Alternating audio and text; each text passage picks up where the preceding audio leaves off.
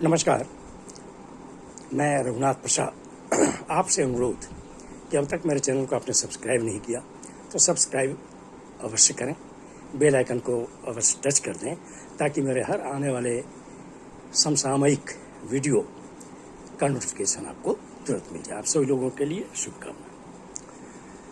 मैं आज चर्चा कर रहा हूँ विगत 10 वर्षों में भारतीय जनता पार्टी के द्वारा कही गई 3-4 बातों की। पहला कि यह देश बहुत ही जल्द कांग्रेस मुक्त हो जाएगा।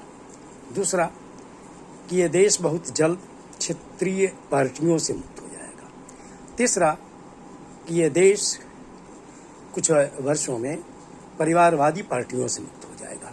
और चौथा कि इस देश में सिर्फ भारतीय जनता पार्टी रह जाएगी। इसका जवाब भारत की महान जनता ने 2024 के लोकसभा चुनाव में दे दिया कि इस देश में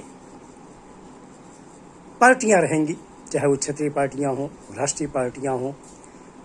परिवार के द्वारा जो किन्हीं पार्टी को बनाया गया और वो पीढ़ी दर पीढ़ी अगर उनमें न्यूनती लोग पैदा होते रहे हैं तो वो पार्टियां भी चलती रहेंगी। और जो परिस्थिति है मैं उसमें ये बतलाऊं कि कांग्रेस पार्टी चूँकि स्वतंत्रता आंदोलन से जुड़ी हुई पार्टी है और नेहरू गांधी परिवार पर जो परिवारवाद का अटैक किया जाता रहा उसमें अब कोई दम नहीं है।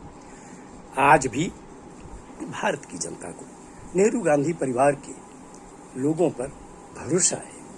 आज जो लोग हैं, चाहे श्रीमती सोनिया गांधी हों, श्री राहुल गांधी हों, श्रीमती प्रियंका गांधी हों, उन्होंने बहुत अच्छे ढंग से पार्टी के प्रचार की कमान को संभाला और जनता के मुद्दों को जनता के बीच में उठाया है।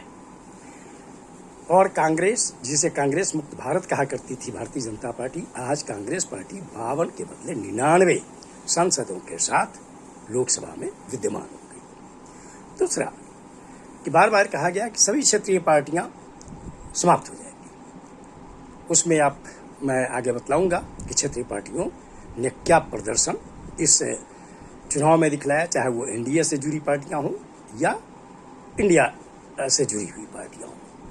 और चौथा जो परिवार आधारित पार्टियां, उसका भी मैं अब तुरंत बतलाने जा रहा हूं। दिनांक 8 जून 2024 को केंद्रीय मंत्रिमंडल का शपथ ग्रहण हुआ, मंत्रिपरिषद का शपथ ग्रहण हो गया।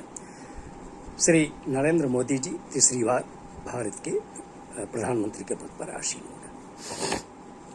अभी जो कैबिनेट में शामिल हुए हैं लोग, मैं उनमें से कुछ चेहरों की चर्चा करना चाहूँगा। Number 1 Shri HD Kumaraswamy. ये परिवारवादी पार्टी और क्षेत्रीय पार्टी दोनों के उदाहरण हैं। दूसरा श्री जीतन राम मांझी। ये परिवारवादी पार्टी और क्षेत्रीय पार्टी के उदाहरण हैं। श्री चिराग पासवान, ये भी क्षेत्रीय पार्टी और परिवारवादी पार्टी के उदाहरण हैं। श्री जयंत चौधरी परिवारवादी पार्टी और क्षेत्रीय पार्टी के उदाहरण हैं। श्रीमती अनुप्रिया पटेल परिवारवादी और क्षेत्रीय पार्टी के प्रतिनिधि हैं। उसी तरह श्री राम मोहन रेड्डी, श्री ललन सिंह और शिवसेना शिंदे गुट के द्वारा शामिल जो प्रतिनिधि हैं वे क्षेत्रीय पार्टियों के प्रतिनिधि हैं।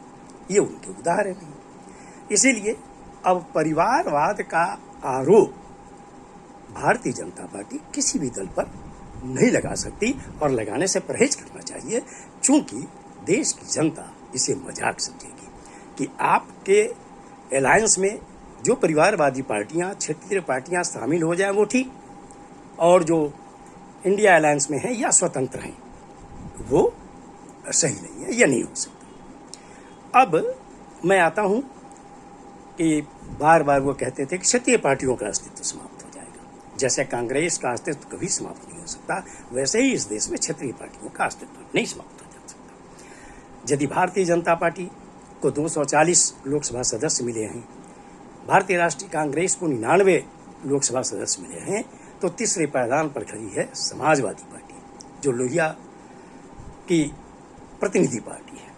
कर्पूरी की प्रतिनिधि पार्टी है, मुलायम सिंह की प्रतिनिधि पार्टी है। उनके 37 सांसद चुनकर आए।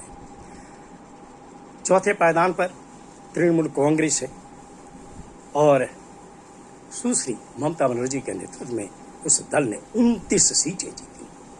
उसके बाद के पायदान पर डीएमके, श्री एम.के. स्टालिन की अध्यक्षता वाली पार्टी, जिनके 22 सदस्य चुनकर आए। उसके बाद है तेलुगु देशम पार्टी, जिसके 16 सदस्य चुनकर आए हैं। उसके बाद है जनता दल यूनाइटेड, जिनके 12 सदस्य चुनकर आए हैं। उसके बाद है 9 सदस्यों वाली शिवसेना उद्धव ठाकरे, 8 सदस्यों वाली शरद पवार की एनसीपी और उसके बाद 7 सदस्यों वाली एकनाथ शिंदे की शिवसेना और 5 सदस्यों वाली श्री चिराग पासवान की लोजपा और 4 सदस्यों वाली वाईएसआर कांग्रेस और राष्ट्रीय जनता दल और 2 सदस्यों वाली जेडीएस, आरएलडी जैसी पार्टियों के साथ ही 1-2 सदस्यों वाली दर्जनों पार्टियां इस लोकसभा में प्रतिनिधि बनकर आई हैं। यदि एक तरफ 240 सांसद हैं ये भारतीय जनता पार्टी के और 293 एनडीए की संख्या है, तो 234 इंडिया अलायंस की संख्या है। बहुत ही वजनदार संख्या। और ऐसी परिस्थिति में मैं समझता हूं कि जो और छोटे छोटे संगठन हैं, निर्दलीय हैं, लगभग 18 सांसद, इस बार का जो लोकसभा का गठन हुआ है, भारतीय जनता ने लगभग 19 और 21 की संख्या बैठाई है। विपक्ष में 19 तो 21 सत्ता पक्ष में।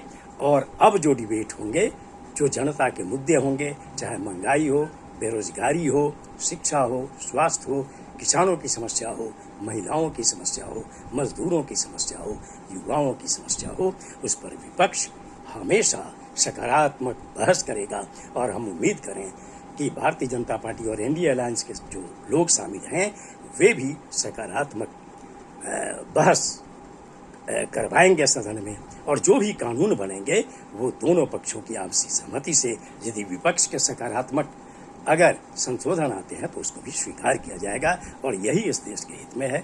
पुनः मैं भारतीय नागरिक के रूप में अब भारतीय जनता पार्टी से अनुरोध करता हूं कि आपको जो जनादेश मिला है वो गठबंधन सरकार चलाने का मिला है। इसीलिए जो 10 वर्षों में जिस तरह से कार्य किए गए देश के लिए, उस तरह के कामों से परहेज करना चाहिए भारतीय जनता पार्टी को। और अपने जो सहयोगी दल हैं उनकी भावनाओं का ख्याल रखना चाहिए और विपक्ष का भी ख्याल रखना चाहिए। और विपक्षी दलों से मेरा अनुरोध है कि आप चुपचाप बैठे नहीं, चाहे अब वो किसी भी राज्य के विधानसभा चुनाव हो या ना हो, हर राज्य में आपके कार्यकर्ता, चाहे इंडिया अलायंस की कोई भी पार्टी हो, चाहे वो कांग्रेस हो, समाजवादी पार्टी हो, तृणमूल कांग्रेस हो, डीएमके हो या अन्य जितनी भी पार्टियां हैं, उन सभी को अपने अपने राज्यों में सक्रिय कार्यकर्ताओं की सहायता से जनता के मुद्दों को थाना, प्रखंड, अनुमंडल, जिला से लेकर कमिश्नरी और राज्य और देश तक आवाज उठानी चाहिए। सड़क से सदन तक जनता के लिए संघर्ष करना चाहिए। और इंडिया अलायंस से मेरा अनुरोध होगा कि आप जातिगत, राष्ट्रीय स्तर पर जातिगत जनगणना के इशू को अवश्य उठाएं। 50% जो रिजर्वेशन का गैप है इसको जरूर उठाएं और साथ ही अग्निवीर जैसी योजना की समीक्षा के लिए हर संभव पहल करें सरकार के स्तर पर। ये देश के हित में है। आप सभी लोगों के लिए शुभकामनाएं। धन्यवाद। जय।